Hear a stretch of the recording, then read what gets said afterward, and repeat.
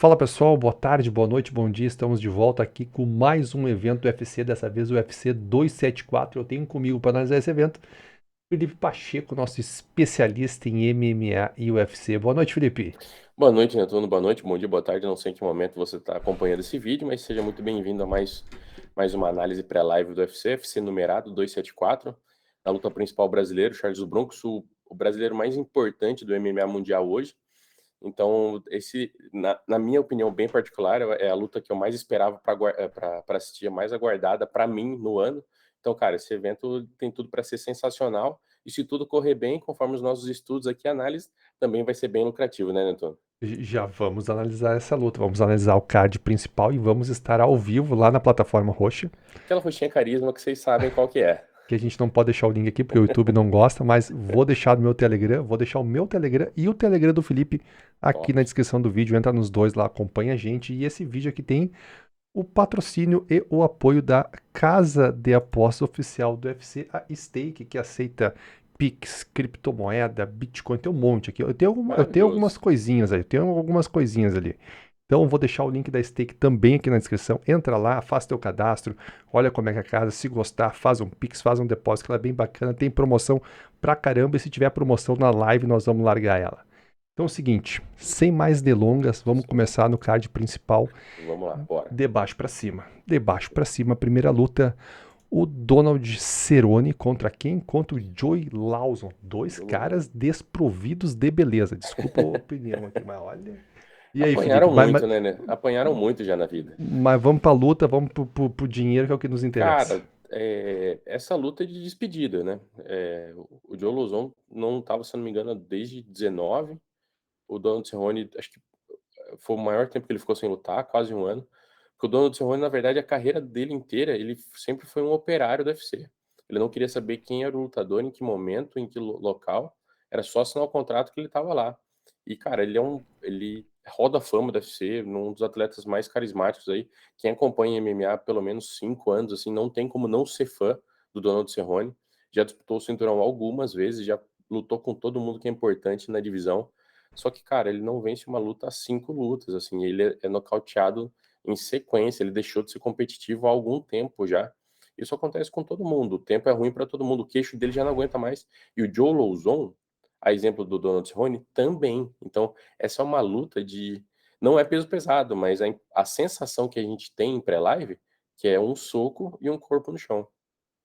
E o Donald Cerrone favoritaço a 156, o Joey Lawson a 255, Eu não Felipe. sei se eu concordo com esse favoritismo todo, Netuno. Se essa luta acontecer, estamos em 2022, se essa luta tivesse acontecendo em 2017, 2018, eu colocaria minha casa no Donald Cerrone.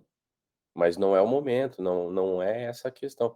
Essa diferença aí dos dois, eu acho muito grande. Na verdade, eu acho que quem conectar o primeiro golpe já vai estar em muita vantagem. Eu nem vi a diferença de envergadura, deixa eu só pegar a diferença de envergadura dos dois, já para ter essa informação. Eu tô sem as estatísticas do. Parabéns ao site do UFC que tá sem as estatísticas do lutador, incrível. Que é maravilhoso, inclusive, né, um abraço aí ao pessoal do TI, pessoal do marketing do UFC que tá trabalhando legal. Eu vou tentar puxar pela memória que, se eu não me engano, o Joe Lauzon, acho que ele tem 3 centímetros a mais na envergadura. Eu tô chutando aqui, dando de orelhada, eu acho que é isso. Então, e ele conecta, o jogo dele, ele é mais, é um jab reto, assim, então ele consegue alongar bem o seu golpe, a guarda dele é vazada, então ele tem que tomar cuidado para não ser contra-golpeado. Cara, o queixo dos dois, assim, de fato não aguenta. Eu acho que quem conectar o primeiro vai levar muita vantagem. Eu acho que essa luta é uma luta para um round só. Então, talvez um mercado bom para trabalhar é para não. É under 2,5, eu não sei se. Ou under 1,5, eu não sei se tem todos esses mercados abertos para essa luta. Mas, assim, cravar que o Cerrone é favorito nesse tanto, você tá olhando para o passado, porque a realidade de hoje não é essa. A gente tem, Felipe, um mercado interessante que é no primeiro round, 3,40 pra luta acabar no primeiro round. 3,40? 3,40. Cara, se colocar uns 10% ali da stake, já, pô, tá bom, né? Eu arriscaria uma moedinha nesse mercado aí, porque de Eu, eu, verdade, o queixo dos dois tá bem debilitado. eu tenho que ver porque esse mercado aqui do vencedor e rodadas exatas, Ah, em que round? o lutador A ou B vence a luta, não é isso? É, É mas tá é um mercado estranho, bem por, específico. por decisão, por empate. Não, o Donald Cerrone a 13h40 no primeiro round, o Joey Lauzon a 7h20 no primeiro round. Ah, não, mas aí é você determinar o vencedor É, no primeiro em round, em exato. Eu, que eu li round. errado o mercado. É um mercado muito, muito específico aí. Eu Eu acho complicado. desconfiei da odd, exatamente. Eu acho complicado operar nesse mercado aí. É uma luta pra Assim, de live. maneira recreativa, fique muito à vontade, mas se você É, não tá brincando com o seu dinheiro, eu não arriscaria não. é uma luta pra live buscar um back Joey Lauzon? Ah, eu tô bem enviesado em back John Lauzon no live. Em pré-live eu não faria nada nessa luta não. Então tá show. E Já, e essa luta, Neto, né, eles em 30 segundos de luta, eles já vão dar os sinais pra gente. É já vou uma mostrar o caminho. Já vou mostrar já. Boa, boa. Já anotei no papel aqui. E a segunda luta da noite. Cara, olha quem nós temos na segunda luta da noite. Maurício Rua, um tal de Shogun, se alguém já Maurício ouviu Shogun falar, Rua. contra o Ovince Saint-Preux. E essa luta, Felipe, que bela luta, hein? Não, assim, mais uma vez, se essa luta fosse em 2015, 2016, cara, tá parecendo um card das lendas, né, Liga das Lendas. Liga Então das os Lendas. atletas, de outrora, assim, muito importantes. O Shogun é uma lenda do esporte. Pô, Shogun é uma lenda do total. esporte. Até quem não curte o UFC conhece o Shogun. Não tem como você não se afeiçoar. Sim, se você acompanha MMA há 7, 8 anos, você é obrigado a ser fã do Shogun, né. Ele Vou te dar um dado importante aqui, ele foi campeão meio pesado do UFC, ele só perdeu o título para o John Jones. O Aí o John John Jones Jones. fez a trajetória lendária dele, né. Ai, Mas, Felipe. mas quem passou o cinturão para o John Jones foi o Shogun. E aí eu te pergunto. 13h15 pro Shogun, 1h40 pro francês. Então, essa luta é uma revanche. A luta anterior dos Desculpa, dois desculpa. Francês não é francês, ele é americano. é o nome, né, Sampru. Só o nome. A luta anterior, ela durou menos de 1 minuto. O Shogun foi nocauteado muito rápido. Assim, é o mesmo problema do Cerrone, do Lauzon que a gente tá falando. O Shogun é um atleta de outra época, onde valia tiro de meta, onde tínhamos poucas regras no MMA, a proteção do atleta ela não era tão rigorosa assim. Então ele sofre muito já com o queixo que não é tão resiliente quanto foi em outros tempos. E o Shogun ele disse que vai lutar mais 2 vezes, mas na minha opinião, acho que ele já tinha até aposentado. E o Sampru, ele já avisou que é a última luta dele. Assim, essa luta é de 2 veteranos mesmo, às portas da aposentadoria. Não acredito que essa luta vá completar os 3 rounds. O cardio do Shogun já é muito ruim ultimamente, o do Sampru também, ele já não tem mais velocidade. Aqui são 2 meio pesados lutando como pesados, e aqui é uma mão, é um corpo no chão mesmo. E o Sampru, ele leva vantagem no tamanho e na envergadura, e talvez ele tá em mais ritmo de competição, ele é bem favorito mesmo. O coração dói de falar isso, mas o Sampru ele é bem favorito contra o Xangu. Boa. Vale essa entrada 1h40? Vale, vale sim. Vale. Tem valor um back pré-live, o Vince Sampru. E ele tem uma faceta muito importante também. Ele pode optar por levar a luta para o solo. O Shogun ele tem um jiu-jitsu interessante, só que ele se defende muito mal no solo. Sempre foi, a vida inteira, ele sempre se defendeu. Ele é um cara do Muay Thai, né? Ele é um cara da trocação em pé. Então, o solo ele nunca flutuou muito por ali. E o Sampru ele tem algumas finalizações bem importantes, assim, bem mágicas até, bem Botei, incomuns, então ele tem bastante vantagem na luta. boa, botei minhas 4 moedinhas aqui de Dogecoin em back, o americano, então. E a terceira, cara, eu vou me abster de comentar. Comento no live sobre o Shogun. Nós temos nossa terceira luta da noite, o Michael Chandler contra o Tony Ferguson. Luta de peso leve, hein? Essa luta cara, é Liga das Lendas, é que a gente tá falando de Liga das Lendas. O Ferguson, ele veio em 3 derrotas seguidas, e é injusto a gente falar dele, assim, hoje, porque quem acompanha MMA há um ano e meio, vai achar que ele é baranga, que ele não é competitivo. Só que daqui a 10, 15, 20 anos, não tem como você não contar a história dos leves e não tocar no nome do Tony Ferguson, porque ele foi um dos melhores da sua geração. O que aconteceu com ele? Ele competiu na mesma geração do Khabib e Nurmagomedov. Esse que foi o problema. Mal comparando, eu não tô colocando no mesmo nível, mas mal comparando, é Messi e Cristiano Ronaldo, viverem na mesma época. É Federer, Djokovic e o espanhol, como ele chama? Nadal. O Nadal, na mesma época. Então, o Ferguson, junto com o Khabib, eles viveram a mesma época. E o Khabib muito dominante. Mas o Ferguson, ele virou a chavinha em algum momento. Ele é um cara muito cheio de quina, assim. Ele machuca muito.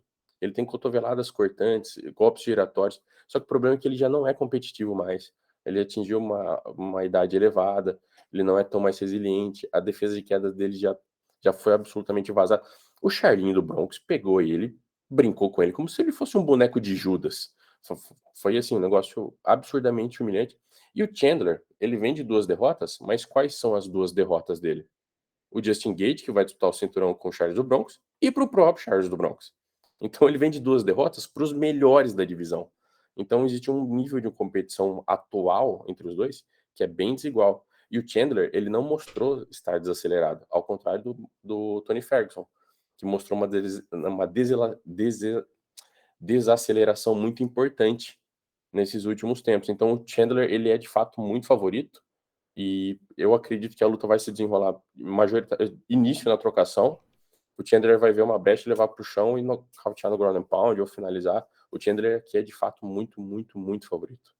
O mercado reflete muito bem isso tudo que tu comentou para nós agora. 1,24 pro Chandler e o Tony Ferguson a 4,50. Talvez alguma coisa pro live pegar, se der alguma subida na odd do Chandler, mas Eu não consigo imaginar o Chandler valorizando essa odd na luta, sabe? Eu acho que ela só tende a cair mesmo.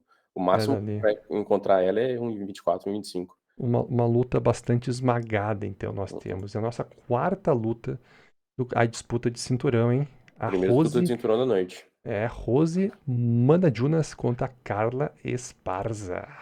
Temos aqui uma outra revanche, Netuno. Uma outra revanche. E na primeira oportunidade, a desafiante do momento, a Carla Esparza, ela venceu a luta e foi a final do TUF feminino, que deu início a essa categoria, a categoria do peso palha feminino. Foi que Hum, inaugurou e a categoria foi inaugurada com a Carla Esparza como campeã, vencendo a Rose Namajunas, né? Só ó, que assim, isso já faz algum tempo, as meninas são outras lutadoras, né? A Rose Namajunas de lá pra cá, ela melhorou, assim, exponencialmente. Ela é uma das melhores do mundo, assim, a trocação dela é de igual para igual com qualquer outra menina importante da divisão. E a Carla Esparza, ela é uma menina do grappling. O background dela, o histórico dela como atleta é no wrestling. E é exatamente o calcanhar de Aquiles da Rose Namajunas, né? A Rose Namajunas é uma striker, ela tem um jiu-jitsu interessante, um jiu-jitsu muito bom, mas que ela não usa muito. Ela se vale muito da trocação porque ela é uma menina alta, longa e muito precisa nos golpes, né? E apesar de ser miudinha, não ser corpulenta, ela tem punch, ela nocauteia. E a Carla Esparza, ela é bem, bem, bem pequenininha, né? Então o jogo para ela tem que ser o grappling, né? Tem que ser da luta agarrada. Eu posso estar enganado, mas eu acho que a Rose deve ser muito favorita aqui. Deixa eu abrir as odds. 1,45 para Rose, 2,95 para Carla Esparza. Aqui, Netuno, eu tô com um olhar tão carinhoso pra desafiante, sabia? Porque o jogo que ela traz pra mesa é exatamente o pior jogo possível pra campeã. Então, mas deixa Is- eu te fazer uma pergunta. A Carla Esparza venceu 58% das lutas por decisões e a Rose 55% por finalização. Pois é porque assim, o casamento da Rose, ela se criou basicamente contra strikers, né? São poucas as grapplers da divisão. E as grapplers Hum, importantes, quem são? A Mackenzie Dern, melhor jiu-jitsu feminino do mundo. Virna Jandiroba, que também jiu-jitsu impressionante. Quem mais que eu consigo lembrar aqui de cabeça? Gillian Robertson também, jiu-jitsu muito importante. Wrestling, que eu consigo lembrar, é a Carla Esparza. E o wrestling, existe uma diferença para quem está acompanhando a gente que não tem muita afeição com a luta. O jiu-jitsu é mais aquele de finalização, de troca de posição, que você busca uma oportunidade de encerrar a luta. Ou causando muita dor com uma chave de braço, chave de joelho, alguma coisa assim, ou levando o seu oponente a pedir a desistência porque ele vai desmaiar, com um mata-leão ou qualquer coisa assim. O wrestling, ele não busca a finalização. O wrestling, no cru, ele tem que colocar o seu oponente de costas para o solo, né. Mas como ele faz isso? Na disputa de força, na disputa de isometria, né. Então mas basicamente essa diferença entre os 2. E a Carla Esparza, ela é uma menina do wrestling. Ela vai pra luta agarrada, ela vai para o double leg, para o single leg, ela cintura sua oponente e ali ela fica, E né. E ali ela amarra. amarra. É uma luta chata de se assistir. É uma chata e ela é uma oponente chata de lutar contra, por causa desse jogo encardido dela, sabe. E eu Sim. acho que esse encaixe técnico das 2, a Rose Namajunas, que é uma striker muito boa, que trabalha na longa distância, sempre conectando bons golpes, contra a Carla, que vai jogar na curta, vai tentar encurtar e levar a luta para o solo, é um jogo de xadrez entre as 2 e tá claro, já tá desenhado, é assim que as 2 vão lutar, porque as 2 vão lutar no seu melhor, tentando explorar o pior da sua oponente. E eu acho que esse encaixe técnico porque no final, Netuno, tudo depende de um encaixe técnico de jogo, né. O melhor dos melhores, ele sempre vai ter um encaixe ruim pra ele. Então no topo da montanha é sempre um encaixe ruim de jogo. E a Rose Namajunas, ela tem atropelado todas as strikers que estão à sua volta lá. Só que ela não enfrenta grapplers, né. A grappler que ela enfrentou foi a Jéssica Batistaca, que ela perdeu uma, ganhou outra na decisão dividida, só que a Jéssica ela vem pra trocação, ela vem pra trocar porrada. A Carla Esparza ela não tá nem aí pra dar soco, ela vai pra agarrar. E Ela vai por pra isso que retranca. por isso que eu acho que o casamento é ruim pra campeã. Tem valor uma entrada pré-live na Carla, porque a odd é muito alta, muito alta. Então você tem o potencial de capitalizar bastante, ou mesmo você capitalizar legal, com uma odd bem baixa.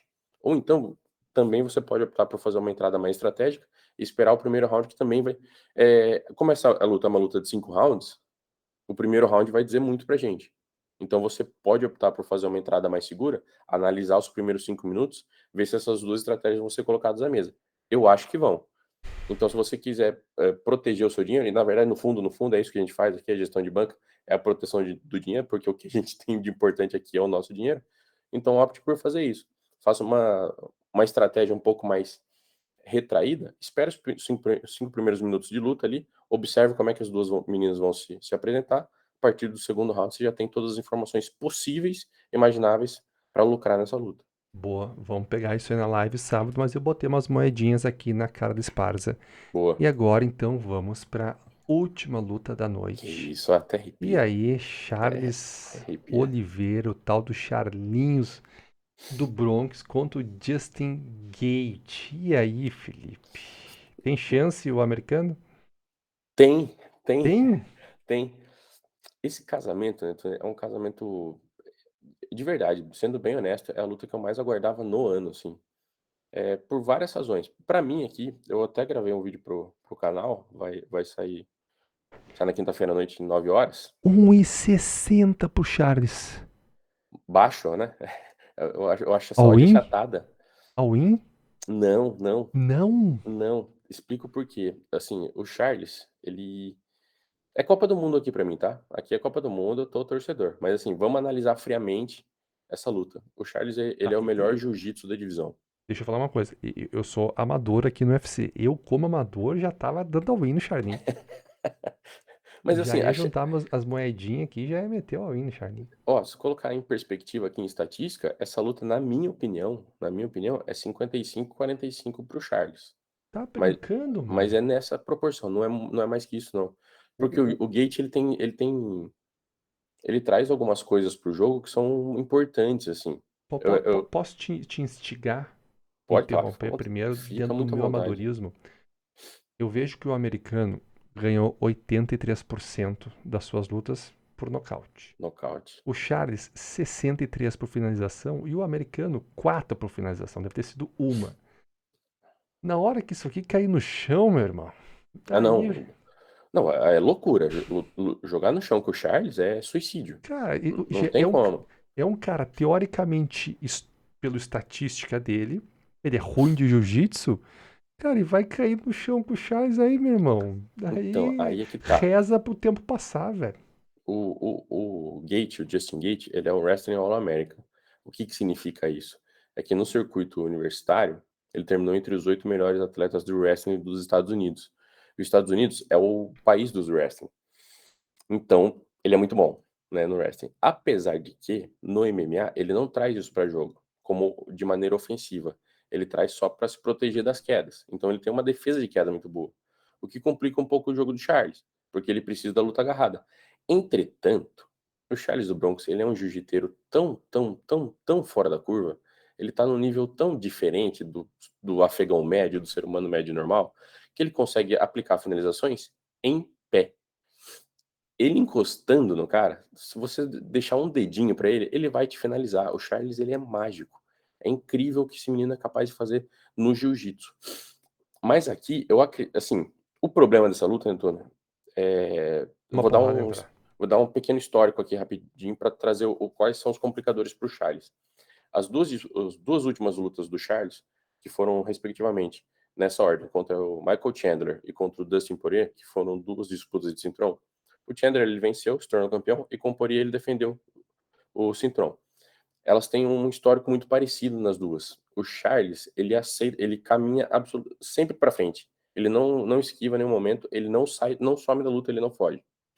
E os dois eram strikers muito bons. A exemplo do Justin Gaethje, que é um striker muito bom. Ele cai para dentro, ele cai na porrada e ele vai para porradaria pura. Contra o Chandler, ele passou o inferno no primeiro round. Ele perdeu o primeiro round e ele nocauteou no segundo. Contra o Poirier, ele passou o inferno no primeiro round. Igualou a luta no segundo round e finalizou no terceiro. Eu não consigo imaginar que ele não vá para a trocação com o Justin Gaethje e vá passar o inferno de novo no primeiro round. Só que com um detalhe muito importante. O Justin Gaethje, ele tem o maior punch da divisão. O Chandler bate, até nocauteia, mas no volume. Ele tem boas mãos pesadas também, mas ele não nocauteou o Charles. O Poirier, ele nocauteia também no volume. Só que o Justin Gaethje, ele nocauteia com um golpe. Então, se o Charles fizer a estratégia que ele fez nas últimas duas lutas e cair na trocação franca com o Justin Gaethje, a chance de dar ruim para ele é muito grande.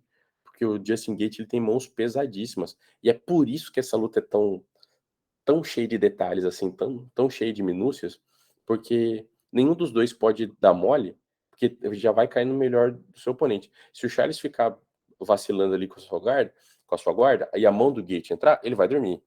Só que se o Gaethje decidir entrar demais para trocar de maneira franca, o Charles vai levar ele para o solo e vai embrulhar ele para presente.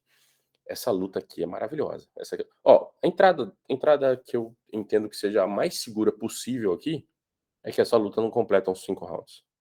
Porque a taxa de letalidade dos dois é muito grande. 1,19 Para não serem completos. pra eu não ir até o final. Eu, É isso, é eu, nocauteador e finalizador. eu vou fazer uma 25 cruzada. minutos.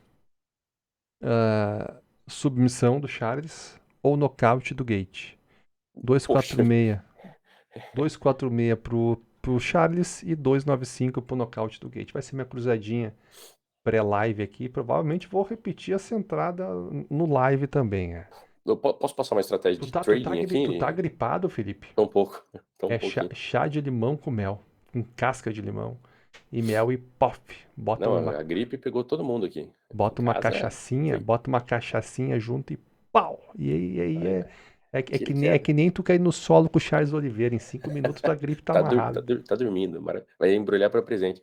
Netuno, eu queria passar uma estratégia pro trading aqui, para essa luta que eu acho que é importante, eu acho boa. Estamos aqui pra isso. Cara, primeiro round, assim, lembrando sempre gestão de banco é importante, mas assim, primeiro round, back Justin Gaethje, que eu imagino que se ele vencer essa luta, a vitória dele tá no primeiro round, que é o round de inferno do Charlinhos. E a odd dele é boa, Ok.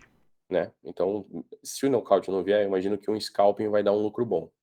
Ok. Fecha a posição, e aí é Brasil. Aí, a partir do segundo, a partir do segundo round é Brasil. Aí é penta. Entendeu?